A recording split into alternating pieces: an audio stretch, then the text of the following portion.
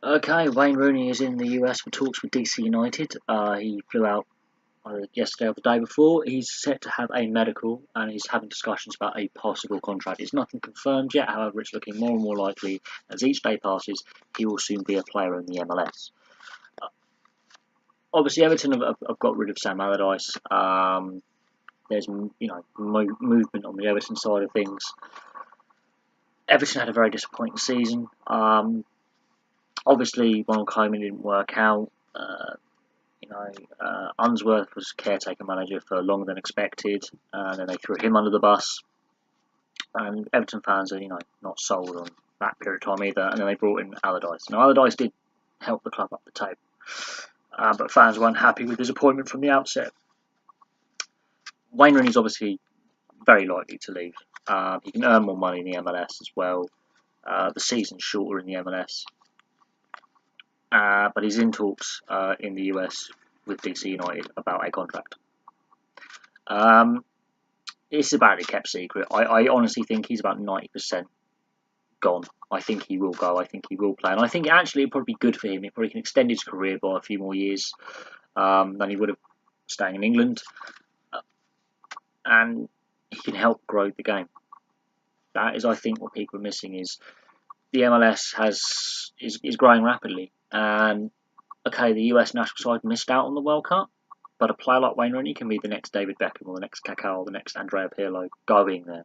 He's already a well-known player. The fan base in America is growing for the sport. There's a lot of grassroots players. The structural issues are with the federation, not with the MLS. The MLS could adopt MLS 1, MLS 2, similar to the Women's Super League with a promotion relegation structure between, a franchise system. That is a theory I think could work. But it's the North American League and they don't really do promotion relegation. The only team that I can think of, and I've done a video on it, is the Toronto Wolfpack that operate in a promotion relegation system in the European Super League Rugby League. So it's a very alien concept to American sports and sports fans. However, clearly having talks with the club, it's very likely Rooney's going to go. He wasn't injured at the end of last season, so he should pass a medical, if I'm honest. The pace of the game is a bit slow, which could suit him now that he's that bit older and he's lost that yard of pace or half yard of pace.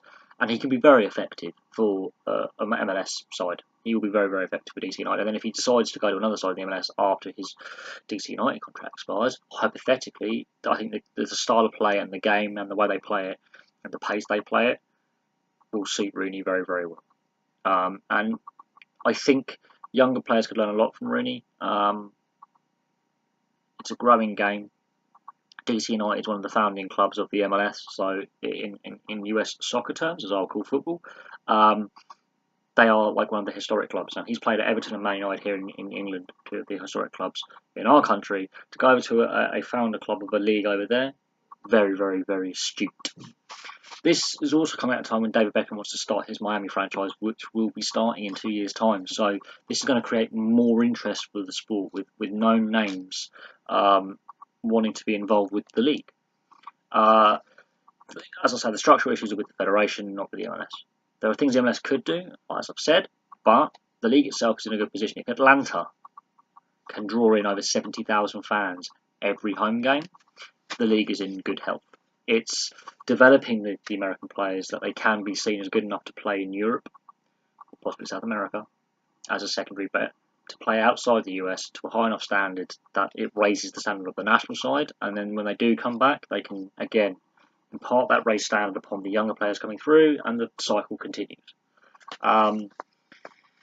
But yeah, so he's in Washington DC right now, and we'll have to see what if and when he signs with them. Bear in mind, the transfer window in America doesn't open until July, so even if they are agreeing to a deal, it can't be official until July.